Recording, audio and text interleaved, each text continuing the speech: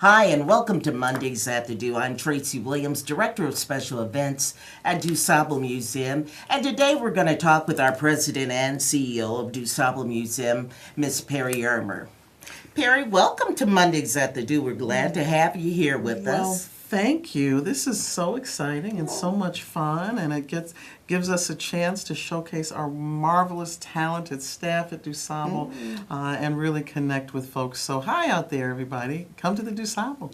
Throughout the interview here, ladies and gentlemen, you can call in with any questions you might have about the museum. The number is 312-738-1060. Once again, 312-738-1060. Call in for any questions you might have for Miss Perri Irmer. Perri, you know, you've been at the museum now for 2 years, and we have been growing, well, hey, all over the place. Attendance, exhibitions, even programs that we've been doing. It's much to your success that these things have been happening at the museum. What do you foresee for the future of the museum? Well, I just want to say how proud I am of the Dusable. I was proud of the Dusable before I even came to work here. And yeah, this week I'll celebrate my second anniversary as president and CEO. You know, our trajectory is straight up, right? And as folks say, timing is everything. I think with the attention, the extra attention that's now being paid not only to African American history, but in our town, on the south side of Chicago. We have so many amazing projects going on. And so when I came on board, it really was to ride that wave of positivity and ride that wave of attention, you know, with the Obama Presidential Center coming a mile to our east, with additional development on the south side. We really are assuming our rightful place, if you will, in the constellation of institutions and arts and cultural institutions and on the education side as well. So the Dusable has always been a world-class institution. We have a world-class collection. Our archives are second to none. And so really my mission has been to showcase that and to get that message out. And to really kind of rise to the level that I believe and that most of us in that building believe we've always been at, but to get other people to recognize that as well. And a big, you know, step on achieving that was receiving our Smithsonian Institution affiliateship last spring. And so we're just on an upward trajectory. I know a lot of movement is going on right now at the museum, our Roundhouse. Can you tell us a little bit about your involvement in the Roundhouse? We're moving forward with the Roundhouse pretty rapidly now since you've been with the museum. So can you tell us about some future things happening, what's about to happen and tomorrow? Let our audience know so they can come on out. Sure. So we are really excited and very proud to be the location of the first U.S. exhibit by the Palais de Tokyo of Paris. And the Palais de Tokyo is Europe's premier contemporary art museum. So we're accomplishing that in partnership with Expo Chicago, which of course is Chicago's annual contemporary art exposition that occurs on Navy Pier each year. So this is not only the first U.S. exhibit for this wonderful Parisian museum, but it's also the first time that the Dusable Museum has participated in Expo Chicago, and that really raises us up to the level of all of the other stellar institutions like the Museum of Contemporary Art, the Art Institute, and others. And in addition to that, we have the Chicago Architecture Biennial coming later this month. And again, the Dusable, this will be the Dusable's first meaningful partnership with Chicago Architecture Biennial, and we're really looking forward to that amazing show that's curated by the wonderful Lee Bay. So actually, Expo Chicago runs from September 13th through the 17th. We will open, we'll have a pre-opening tomorrow. And those of you who are familiar with Expo Chicago can get on the Expo Chicago website and RSVP for that. And we're just very, very excited. We have 13 visiting artists, actually some from Chicago and many from Europe, who are actually creating art to fit the architecture of the Roundhouse, which is an 1880 masterpiece by Daniel Burnham. If you go to our website, you're able to find more information about the exhibition itself. Don't forget, we're located at 740 East 56th Place, or you can give us a call at 773-947-0600, or go to our website, and that is what, Miss Irmer? It is DusableMuseum.org. That's right. So go ahead and please make sure you go on to our website to learn a little bit more about our exhibitions that we have there at the Dusable Museum. Now, we've got the Obama Center coming. You've got the National Museum that opened. Let everybody know how Dusable is a major factor in all of this. Oh, absolutely. And, the National Museum of African American History and Culture in Washington that was constructed on the last remaining site on the National Mall in the shadow of the Washington Monument, we finally have a place that really tells the full story of African American history in this nation and how Black people built this nation. Right. And we have experienced ourselves an uptick in attendance, an uptick in membership, I think partly as a result of that factor, and also where we are in history right now.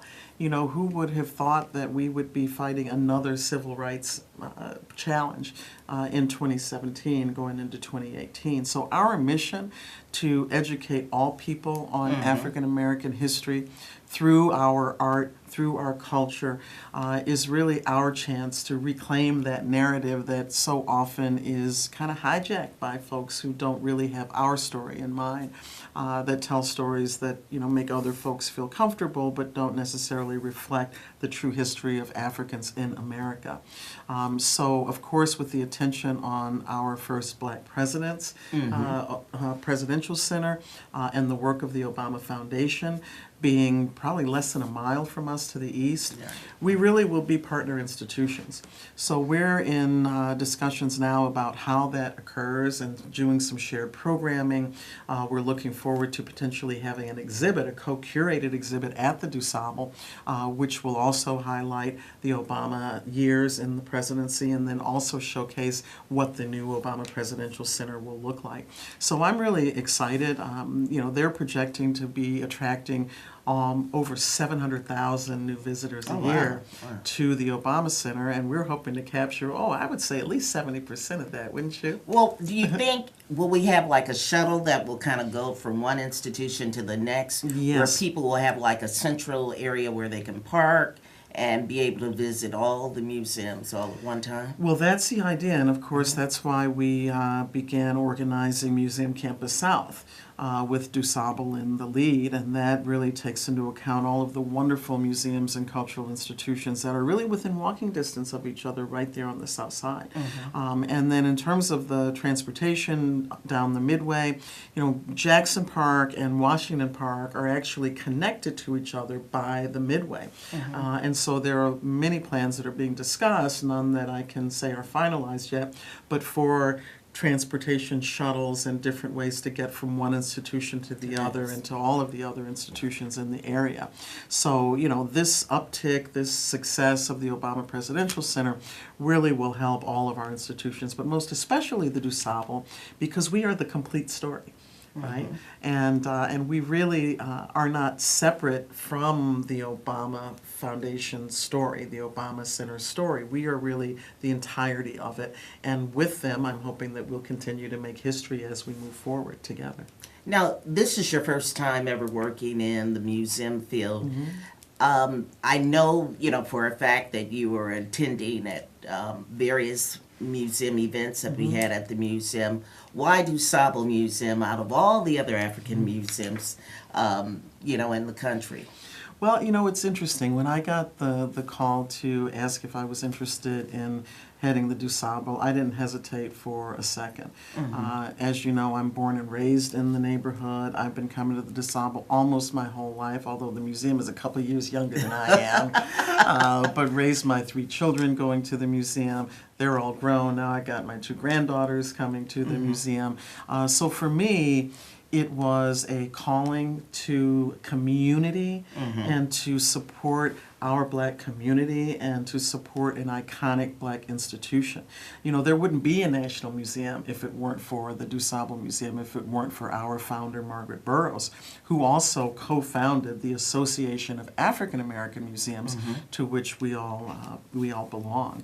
So to me, you know, I couldn't say no, because it was such an important assignment, an important, you know, kind of calling to help this institution and to grow this institution. And at this specific time in the Dusable's history and what has become a really critical time in national history, I'm just very thankful and blessed to be at the helm and be able to grow the institution. So I had been involved, as you know, just kind of informally with my predecessor, Dr. Adams, who did a fabulous job on the Roundhouse Project, right?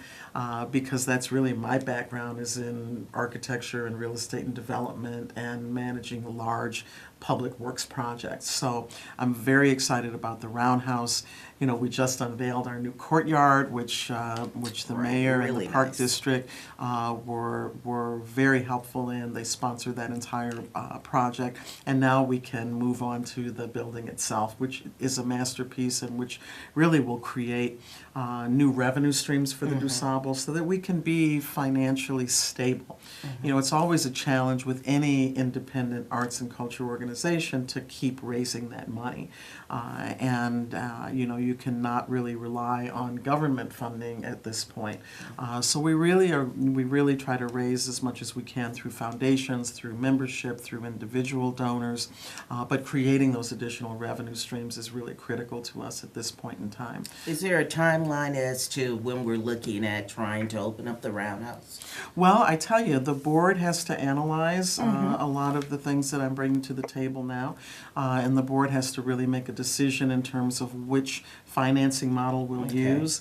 But to me, it is of critical importance that we bring our project online before the Obama Center comes online, so that we can get well established in the market before that big fish comes on and you know, gobbles us up.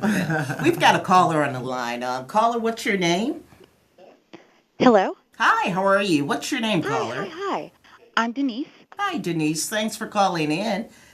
Of course. You have a question for us today? I have. I wanted to ask about something that I feel like I read last year, not necessarily involving Theaster Gates himself, but involving more largely the plan to move the museum into the 21st century, and the community is concerned that doing so might somehow leave the community behind. And I just wanted to know if Ms. Irmer had heard those concerns and sort of, you know, what her response to those concerns might be. Well, thanks for calling, Denise.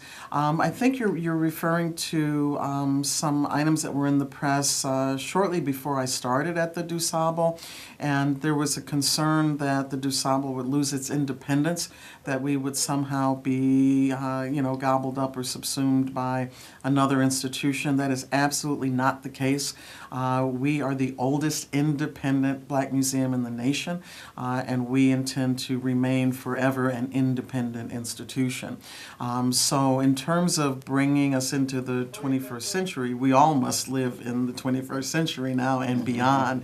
So my goals really are to create a sustainable membership, and that means reaching out to, you sound pretty young. You sound certainly younger than me and Tracy, and it's really to target a demographic that brings young folks in, that looks at the community and asks the community, what do you need? What do we need as a community? How can we begin to address not only the history, but to continue to make history in our community? And also to highlight the positivity. So does that mean trying to bring more technology and interactive exhibits to the museum? Yep, that's one thing we'd love to do. We'd love to be able to raise enough money to do that.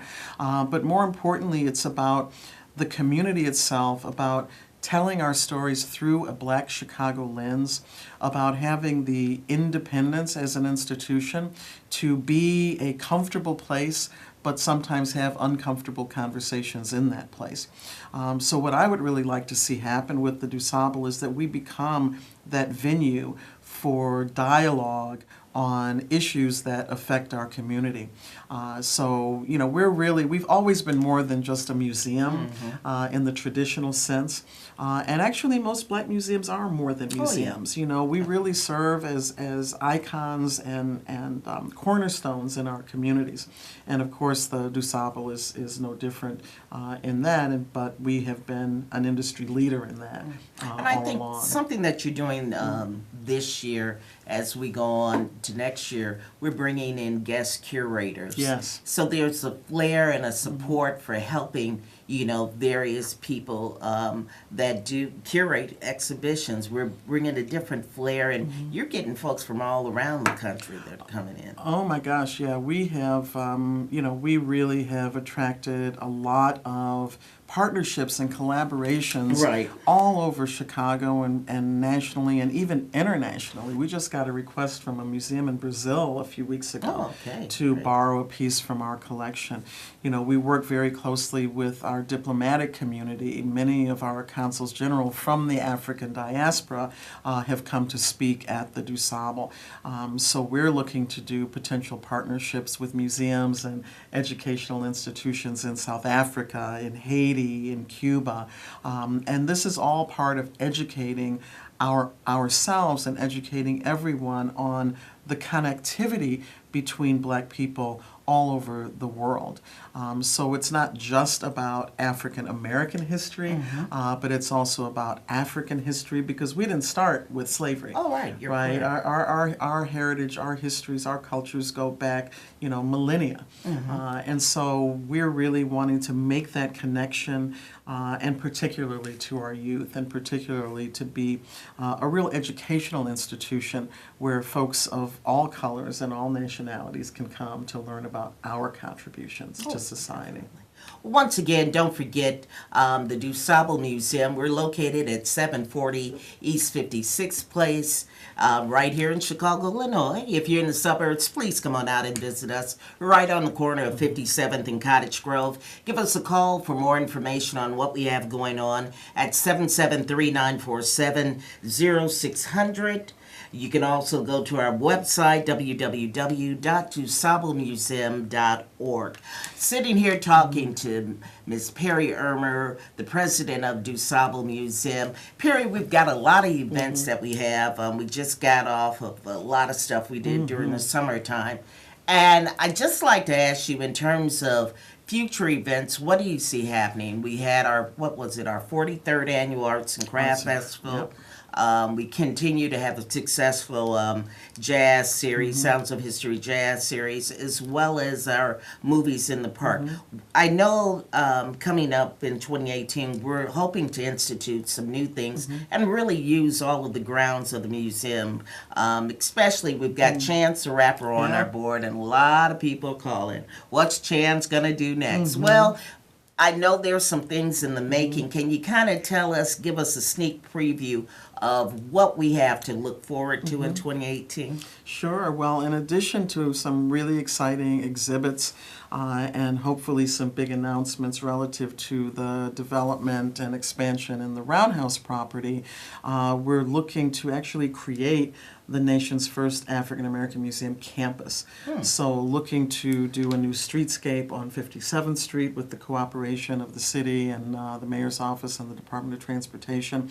And as you know, we've got the U of C's trauma center opening across the way, so that's another reason to kind of make 57th Street look nicer and work better for the residents and the residents of the South Side, but also for the Dusable specifically.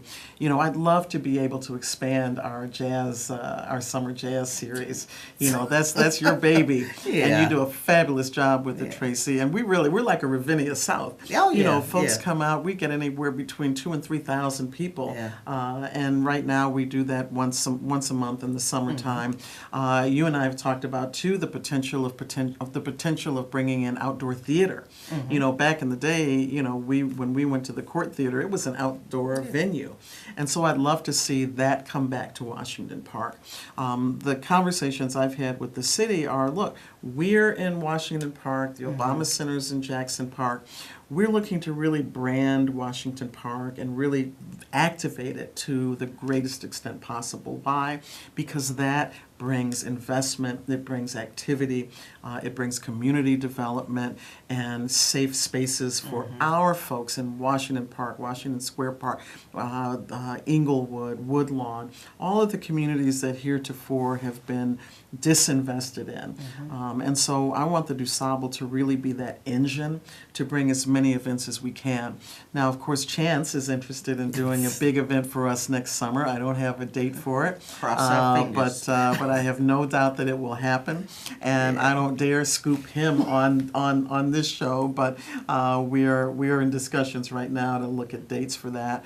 You know, of course, we've talked about bringing an open mic for young poets, for spoken word. We're doing that this fall, again, to give our local teens and high schoolers a safe place to come and do spoken word poetry and be in workshops. And that's going to be, I think we decided on Saturday afternoons, just once a month to start and see how successful that is. But I'm a big devotee and supporter of spoken word poetry, slam poetry, because it's such an amazing expression for our youth, an expression of their creativity and their stories.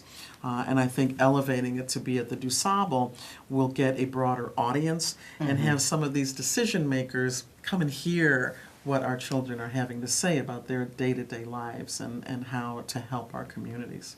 What's your favorite exhibit at the museum? Oh my goodness, they're all my favorites. You know, of course, Freedom and Resistance really is our cornerstone exhibit that tells the story, as you've probably told the viewers, about our history, starting with the transatlantic slave trade up through the Obama election.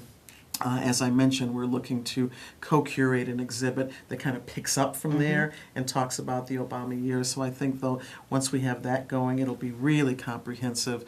Then, you know, of course, we have our Masterworks Gallery. Right now we have a Maya Angelou exhibit there. That's going to be getting replaced in a few weeks with some of our Masterworks paintings. We have a really, it's going to be a national level exhibit on African American troops in World War I. This is the centennial of World War I, but our black troops were deployed in 1918. So really 2018 is the centennial of the black troops being deployed in France because they could not fight on the American with the American Army because it was still completely segregated. And that exhibit, we're going to have a preview of it this November and then roll out the large exhibit next spring. And that, you know, you're going to learn stuff there that you never ever knew. There were actually black officers in World War I, and their very existence had been denied for generations, and now that's going to be coming to the fore. And the exhibit is going to be concentrating on the 8th Illinois, which is the 370th Regiment, mostly from the Chicago area, but some from downstate, from Cairo, from Springfield, some from Rockford, and we have found several descendants of those troops who fought in World War I. So we're going to be putting up a beautiful exhibit, but also accompanying that with a lot of lectures and educational programming and some film and so forth, and really tell that story that's been missing up to now. Well, I know we're looking forward to that. One last question before we kind of round things up. Dr. Burroughs wrote a poem, "What will your legacy be?" And what do you think your legacy will be during your tenure at Dusable Museum? Well, I really am laser focused on this expansion and really creating a facility that is in keeping with the greatness of our collection and our purpose and our mission. And, you know, Chicago, I believe Chicago is the center of the universe. Oh, yeah. I also believe that we are ground zero for the current fight that we are in for civil rights and tolerance and human rights and social justice and criminal justice reform. And all of these things are historical tales and historical efforts that it's incumbent upon us to show. So I think if we can take advantage of the real estate that we have been granted from the Chicago Park District, Right. use that new building to create some beautiful exhibit space, bring some amenities, not only for the museum visitors, but also for the community. I'd love to see a restaurant and other things there, and really step up our merchandising and our retail pieces, and really establish the Dusable, make it financially stable, create an endowment. Well, I and think if we it's can going do to that, happen, because I know we can continue this Yeah. conversation. But we want to thank Miss Perri Irmer, our president and CEO of Dusable Museum. On behalf of the staff here, we'd like to thank CAN TV as well as Bonnie DeShawn for engineering you, with Bonnie. us today. We thank you so very much for tuning in for Mondays at the Do. We'll see you next week. Thank you.